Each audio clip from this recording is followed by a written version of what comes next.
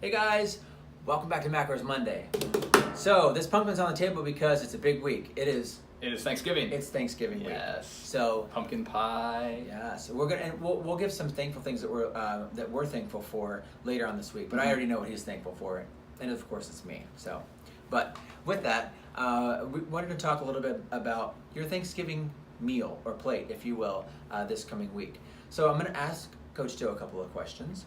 And with that, like, did you know the average American consumes about 3,800 calories? Oh, really?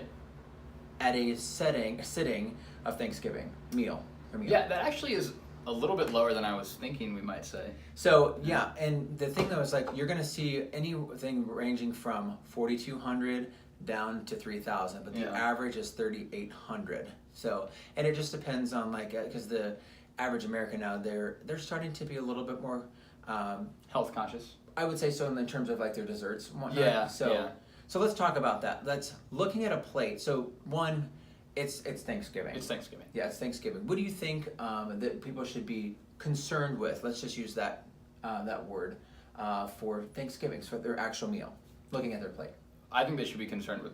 Well, are you talking about like what they should be worried about from like a health standpoint on their plate? Yeah. So let's just use that day. So like it's Thanksgiving dinner, and here we are. We're going up to the buffet. The beautiful buffet. Two things. Yeah. Simple carbohydrates. Yes. And very high fat foods. Absolutely. Yeah. So when you look at your plate there, and to like let's take the simple carbohydrates.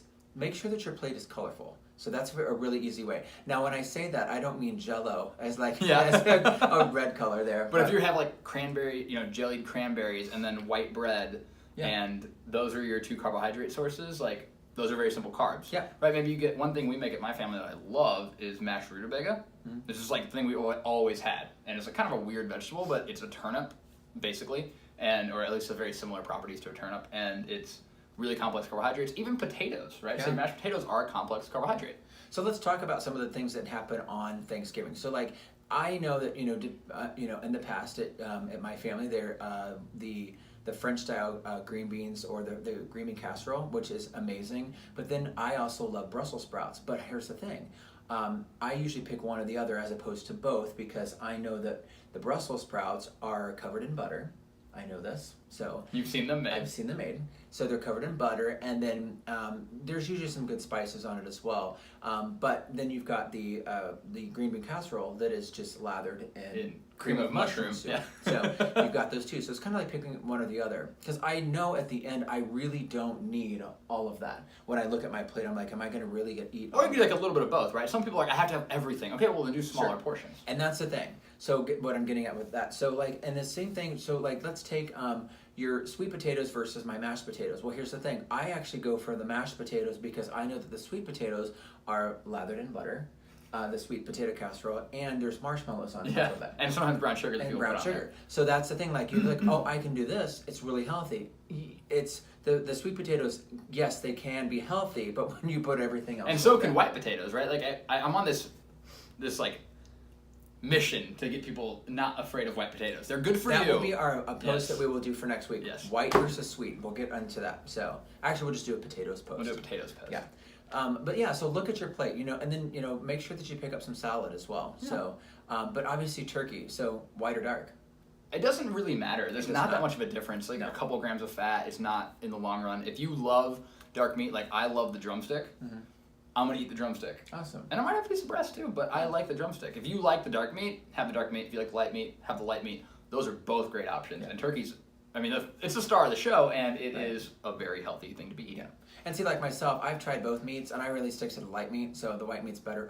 In my opinion, I like that. So I'm not a fan of the dark meat, but nothing wrong with it. So you can be wrong. That's correct. So, but here's the thing. Now let's go to the desserts. So the dessert side of things. Yes.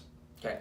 Now that's when. Do you have to have 4 slices of pie? Different. Let's take all the different pies. So you don't have to. Okay. And if you want to have all of them, so like I'm somebody who cannot decide on Thanksgiving what type of pie I want. What do? I simply make them smaller. There you go. That's the easy way to do it. Just cut them down. So yes, you can have a variety of different desserts, but you just need a little bit. And here's the thing that take a simple chocolate chip cookie. After the second bite, your body actually doesn't even want the rest of that cookie but mindfully, we just go ahead and eat the rest of it. So you're really just wasting calories, if you will. So cut down your size of your pie, and your body, your mind, and your body will actually be completely satisfied. You don't need to have a quarter of a pie. Yeah. So, and then that saves you room. So later on, if you're going to have a little bit of those, different things that you want to go back for, like a couple hours later, The leftovers. yeah, the leftovers, then you can save some room for that. But you don't have to get at that 3,800 calories at that point. So. What is your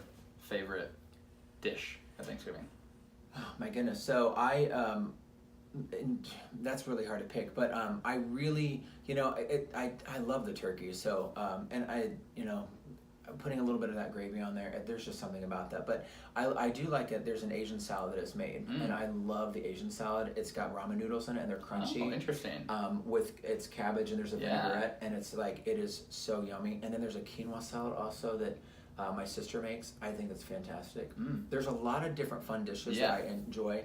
And then on terms of the dessert side, it's either going to be the cobbler, the cheesecake, or it's going to be the pumpkin pie. And I'm a choice like, it's hard to pick one. So it is hard. That's where I do the same thing. I usually just I go for my favorite, and I usually just sample a little bit of that, because then I realize that was good for me. So how about yourself? So I have actually found, this is really interesting, right? Thanksgiving to me is all about nostalgia. Yeah. And like, when you go to somebody else's Thanksgiving, Yeah. watch how much less you eat. Because you're like, none of this food has the meaning that your own food has to you. So like, the random things that we make, scalloped corn. I don't even like cream. Yeah. I also don't like crackers. Both are in this dish, and Right. I love it. It is Yeah. like, and I only eat it once a year, and that's what it just feels like, nostalgia to me. So that's one. And then Katie's mom makes really good Brussels sprouts, like lemony, and they're delicious. They're not covered in butter, so I can eat a lot of them. Which is Since nice. then, they've been made healthy now. So there's just like a little bit of olive oil and then some awesome garlic. And Yeah. It's fantastic. So. And then dessert-wise, I've always been an apple pie person, but lately pumpkin has started to make a come up. Only at Thanksgiving. Like, the rest of the year, apple's the winner, but at Thanksgiving, pumpkin has been pushing in for it. I enjoy it. And this little guy here is not going to be made into a pumpkin. He is not a. This is actually something interesting. This is not a pumpkin pie pumpkin. Right. They're If you small. try to make a pie out of this, you'll taste disgusting. Right. Little guys. They're little guys. So, okay. Well, we just wanted to talk a little bit about Thanksgiving.